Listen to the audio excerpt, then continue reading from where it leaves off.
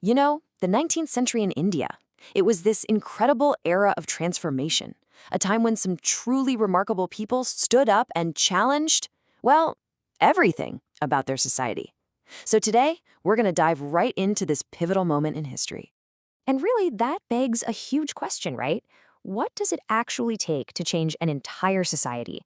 We're going to explore that by looking at the lives and the work of these incredible men and women, people who really dared to imagine a completely different future for India.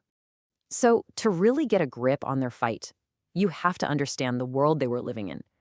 I mean, picture it. 19th century India was a society just bound by these incredibly rigid customs. The caste system? It decided your entire life from the moment you were born. Things like polygamy and child marriage were just normal. And the status of women? Well, it was often really, really precarious. So, that's the world our story starts. Okay, so let's start with our first group of reformers. They focused their energy on what was arguably one of the most pressing issues of the time, the rights and the freedom of women. And let me tell you, their work sent absolute shockwaves through the country. First up, we have Raja Rammohan Roy. You'll often hear him called the father of modern India, and for good reason. Back in 1828, he started the Arya Samaj, which was this movement all about reforming Hinduism from the inside out. He wasn't a one-trick pony either. He campaigned against the caste system, he championed education for women, and he spoke out against polygamy. But his most famous fight? Man, it was against something truly horrific. And that practice was Sati.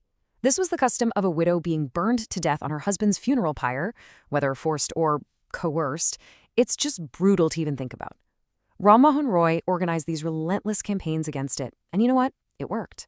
His efforts were absolutely key in getting the British government to pass a law in 1829 that made Sati illegal, a huge landmark victory for human rights.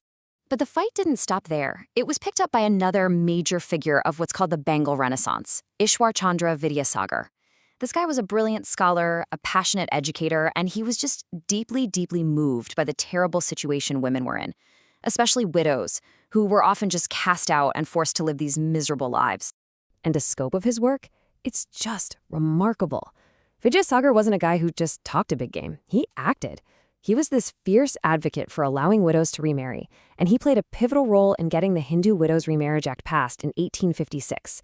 And to top it all off, showing his incredible commitment to education, he set up something like 35 schools just for girls. I mean, he was literally opening doors that had been slammed shut for centuries. Okay, so that's one approach. But here's where things get interesting. Not all the reformers thought that the best path forward was just adopting Western-style ideas. There was another, really powerful movement that wanted to reform society by looking back, by reinterpreting India's most ancient scriptures. And that brings us to our next key figure, Swami Dayanand Saraswati. He was both an ascetic and a scholar, and he had this core belief that the true heart of Hinduism had been lost over the centuries, that it had been corrupted by superstitions and all these social evils. So, in 1875, he founded the Arya Samaj to try and lead a revival. His motto? It was simple and it was powerful. Go back to the Vedas. See, he argued that if you actually read the Vedas, the most ancient Hindu scriptures, they don't support things like a rigid caste system or idol worship or child marriage. He basically saw them as a blueprint for a society that was both just and progressive. So the Arya Samaj wasn't just a talking shop. It became this whole program for reform. It pushed for monotheism, the belief in one God. It fought hard against social evils. It championed equality for women. And it became a massive force in spreading education by setting up a whole new network of schools.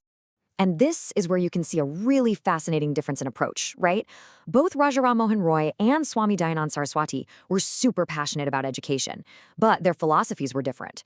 Roy was all about fusing traditional Indian learning with modern Western studies. Saraswati, though, he believed in the absolute authority of the Vedas, and he wanted to revive those principles within a modern school system. Now, this whole spiritual reawakening was carried forward by, one of the most charismatic figures of the entire era, Swami Vivekananda. He was a disciple of the mystic Ramakrishna, and he was just this dynamic force of nature who took Indian philosophy and put it on the world stage. Vivekananda's message was really all about universal humanism. He founded the Ramakrishna Mission, and through it, he promoted this powerful idea that serving other people, serving mankind, is the highest form of worship. And of course, he's famous for that incredible speech at the 1893 Parliament of World Religions in Chicago.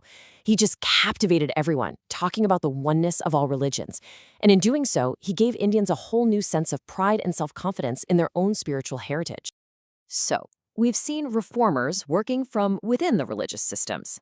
But others mounted a direct challenge to what was maybe the most rigid and oppressive structure of all, the caste system. And this is where we meet a truly revolutionary thinker from Maharashtra named Jyotiba Phule. He didn't just question the caste hierarchy, he launched a full frontal assault on it, especially on the domination of the Brahmin caste. Phule's focus was laser sharp. He was all about the most marginalized people. He dedicated his entire life to fighting for the rights of peasants and people from the lower castes. And get this, he and his wife, Savitribai, were absolute pioneers in education. They opened one of the very first schools for girls in India. For Phule, it was simple. Social justice and education were the only tools you could use to fight back against centuries of oppression. So you have all these incredible individuals, right? Roy, Vidyasagar, Dayanand, Vivekananda, Phule. They each had their own unique vision. But when you look at them all together, their combined impact on India was just monumental. Yeah, their methods were different, and their philosophies didn't always line up perfectly, but their collective efforts created this absolute tidal wave of change. They started conversations that people were afraid to have, they challenged age-old dogmas, and really, they laid the intellectual and social groundwork for the modern Indian nation we know today. So let's just take a quick look back at the movements we've covered. You can really see a pattern, can't you?